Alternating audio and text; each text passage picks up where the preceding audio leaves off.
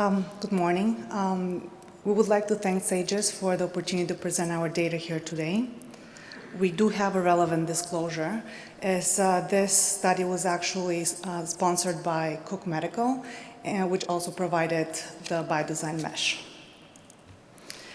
Repair of hiatal hernia can be technically challenging, as some studies are reporting high recurrence rates of up to 59%. Thus, there is current trials looking to improve these recurrence rates with the use of biologic grafts. Recent research involving platelet-rich plasma in tissue remodeling has shown promising results, as PRP contains an array of growth factors and chemokines that can boost tissue healing. The addition of PRP to other matrices has shown to improve tissue response, decrease incidence of incisional hernias, and increase strength. Similarly, filter plasma concentrate, which is another form of extraction compared to PRP, contains the growth factors and chemokines and makes it a great catalyst to increase collagen synthesis and deposition. So our hypothesis was that the addition of FPC to an acellular biologic graft would improve crural healing and tissue integrity in hiatal hernia repair. Following ICOOK approval, 23 Yorkshire female animals were divided into 3 groups: primary repair, repair with biologic graft, and repair with graft and addition of FPC. A single surgeon performed all procedures in a standardized technique. So for the primary repair, 2 sutures were placed in a caudal to cranial fashion, as shown here.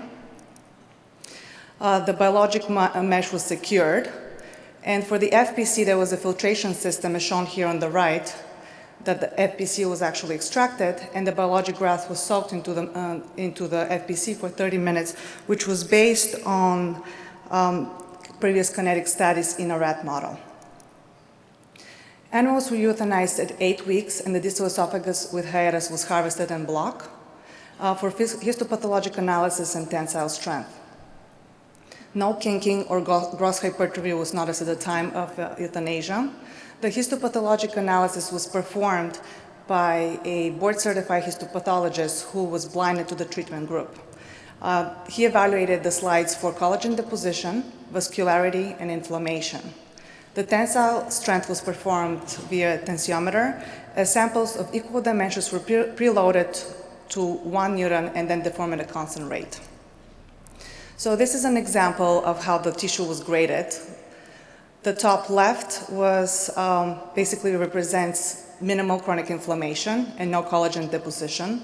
The top right, there's 3+ collagen deposition, and the bottom left is 4+ chronic inflammation.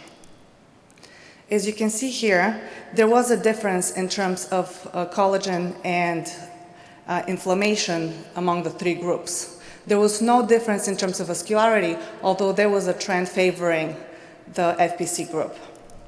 Where our really interesting data came is where actually we looked at the stress, which was a tensile compressive loading. There was no difference between the primary repair and the FPC group, and the biologic graft, but there was a big difference in terms of the FPC group, which was statistically significant, was a lot higher compared to the other 2 groups. When we looked at the strain, which was amount of deformation, there was no difference between the 3 groups.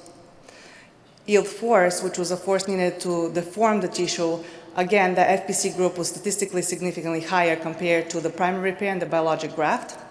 And the Young modulus, which is modulus of elasticity, again, the FPC group was statistically higher compared to the primary and also the primary repair and the biologic graft. So based on these findings, we concluded that the addition of FPC appears safe and feasible in a swine model, and it's associated with increased collagen deposition, inflammation, and ultimate strength.